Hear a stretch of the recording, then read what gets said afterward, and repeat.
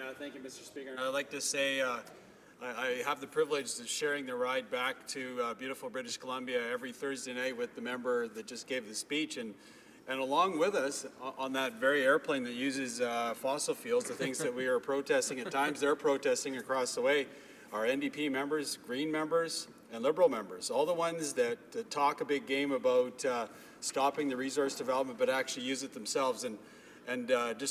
I digress a little bit, but stop the hypocrisy challenge is something that I've challenged a few of those leaders to actually do, and if they really are opposed to resource development, to not use those resources. But I still see them get on the same plane as I do, Mr. Speaker. But the question I have for the member from Abbotsford is, he talked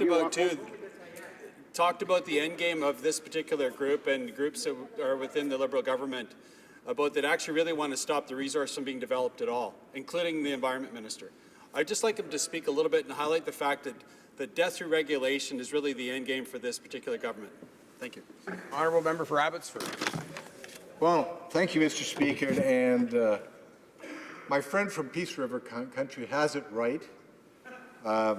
There is a lot of hypocrisy in the environmental movement, and I think Canadians have taken a note of that.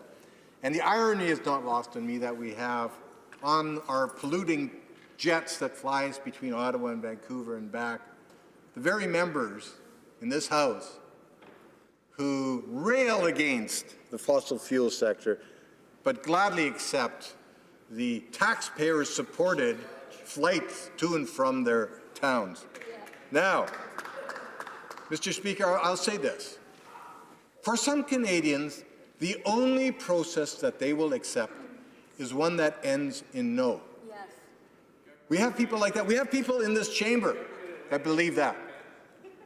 And that's an unacceptable way for Canada to move forward. There is no win in that, because we desperately need to maximize the value of our resources in the ground, get the maximum dollar for them, and that will drive prosperity for future generations. Questions and comments. The Honourable Member for Saanich Gulf Islands. Thank you, Mr. Speaker. I would ask my honourable colleague from Abbotsford to withdraw the accusation of hypocrisy. Everyone in this place knows that it's a requirement of our job to travel to our ridings to do our work and to be here in this place. And I find it offensive, Mr. Speaker. But my question to the honourable member for Abbotsford is, how can he have such a short memory?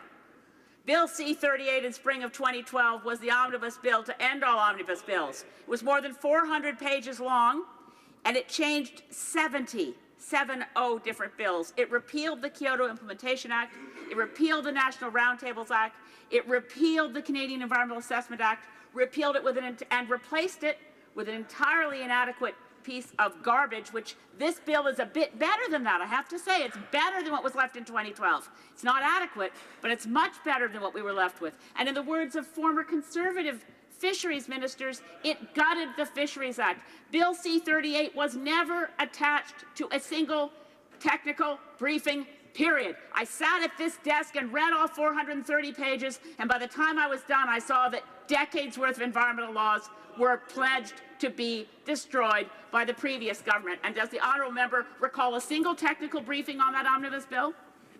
The Honourable Member for Abbotsford.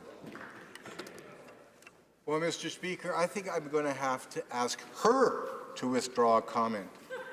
The 2012 legislation, as I mentioned, was focused exclusively on streamlining the process without in any way undermining the environmental rigor of our system.